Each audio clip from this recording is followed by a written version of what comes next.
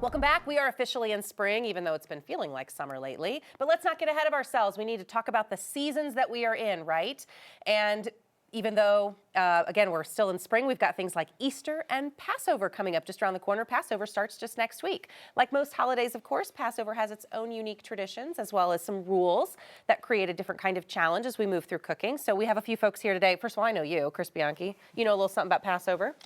We also have head chef for Campfire Culinary Wellness, Jamie Stein, joining us today. Hi. Hi. Thanks for coming. Yeah, thanks for having me. All things Passover. This is going to be an education for me because I actually don't know if I know some of the traditional Passover dishes. Yeah. Are they traditional dishes or certain ways of cooking dishes? Yeah, so it's a great question. There's both. Okay. So today I am more in the style of how to cook the dishes in the traditional manner, but there are those traditional dishes. I didn't cook those for us today because every family has their favorite dishes that they cook, and they're all the best. So I didn't want to get in the middle of that. Is this one of your family's favorites? So this is a roast chicken with apricots and olives and lemon. So it's a little bit of sweet and savory, kind of chicken Marbella vibes if you've ever had that. Okay. But what's really nice about this dish is it's pretty foolproof. The chicken braises in a liquid of orange juice, white wine, honey, so it really keeps that chicken nice and moist. So you don't have to worry about it drying out, which is nice. It pairs really well with brisket too, which will always be on the table for Passover. Yeah. Okay, very nice. A question, is that as special for you for Passover specifically? And if so, why?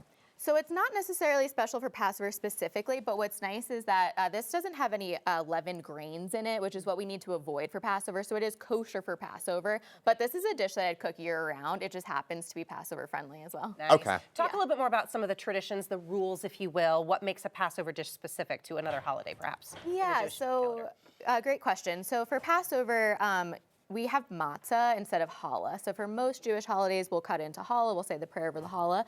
For Passover, we have matzah. It's unleavened. So in the story of Passover, there was not enough time to have the bread to be leavened. So we have our unleavened bread, which is the matzah that we eat at the table. Okay. There's various degrees of matzah, different types of matzah that you can buy. But yeah. Typical box matzah is what we have. Is this relevant to that conversation? Yeah, so that's actually, that is a semi-traditional dish, I'd say. Most families have a variation of this on the table during Passover. So this is a Matzah Bark. So what I did today to make it a little bit different is I made some date caramel, where you blend some dates with a little bit of tahini as well for a little nuttiness. And then I topped with chocolate and then some coconut for a little different flavor there as well. And then finally here, we got this lovely looking cauliflower. Explain this, and also looks like a harissa dressing there. So this is a whole roasted cauliflower. What I really like about this, I'll cut into it as well as I'm talking about Have you ever had roasted cauliflower, like in full like this? No, I'm giving away the fact that I'm a terrible Jew, as my mother reminds me. But I'll remind you that I'm a good Jew in a second. I'll ask if I can eat this, which will remind you that I am indeed Jewish. But yes. So the whole roasted cauliflower is really nice because if you do have any vegetarians at the table, this is a nice entree for them. It presents really well, and then you can have people cut into it.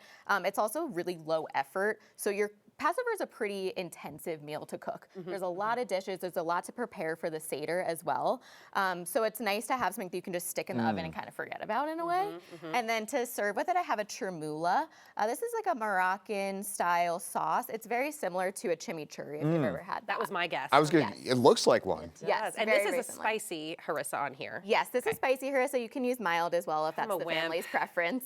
That's okay. You're a wimp? Maybe it would clear up some of my sinuses here. Yes. Before we let you go, Jamie, of course, you're with Campfire Culinary, and I know you guys do a lot of meal prep, a lot of recipe sharing, helping families in any holiday or not holidays, just try to get ahead of it. So if people want these, where can they find your recipes? Yes, so please visit campfireculinarywellness.com. You can find all the recipes there, and please try them out. I hope it adds a little bit of a different flavor to your Passover table. And it's not just Passover. You've got a lot of other stuff to the point I made of like meal prep, family serving kind of things. So. Absolutely. Yeah, if you would like to learn a little bit more about meal prep, you can do that on our website. Also, if you don't want to cook for yourself and you don't want to do the meal prep for yourself, we can do that for you. You're happy to come Love help. that. You have to cook some Passover dinners here. Yes. Come Yeah. Jamie, thanks for coming in. I'm pretty excited to try this. I was What going do you to say. think? Go for it. You can get us started. We'll take us. Let's go. Take us out. And go. while you do this.